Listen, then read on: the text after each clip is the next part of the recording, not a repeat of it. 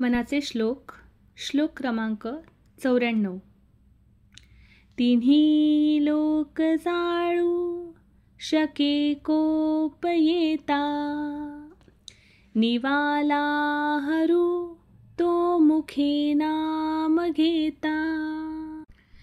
जपे आदरे पार्वती विश्वमाता, म्हणोनी म्हणा तेची हे नाम आता. या श्लोकात समर्थ म्हणतात, तिन्ही लोक जाळू शके कोप येता, निवाला हरू तो मुखे नाम घेता. याचा अर्थ महादेव शंकर यांची शक्ती इतकी अपार आहे की जर त्यांना राग आला तर स्वर्ग, पृथ्वी आणि पाताळ ही तिन्ही लोके त्यांच्या कोपामुळे भस्मसात होऊ शकतात. ही ओळ दर्शवते की परमेश्वर सर्व सामर्थ्यशाली आहे. त्याच्या इच्छेने निर्माण, स्थिती आणि संहार होतो. पण जेव्हा तेच शंकर स्वतःच्या मुखाने नामस्मरण करतात तेव्हा त्यांचा हा राग शांत होतो.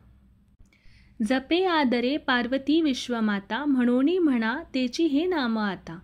याचा अर्थ पार्वती देवी, जिला संपूर्ण सृष्टीची माता, विश्वमाता मानलं जातं, ती सुद्धा अत्यंत आदर, श्रद्धा, भक्तिभावाने रामनाम जपते. देवी पार्वती ही शक्तीची देवी असून सुद्धा रामनामाचा गौरव करते.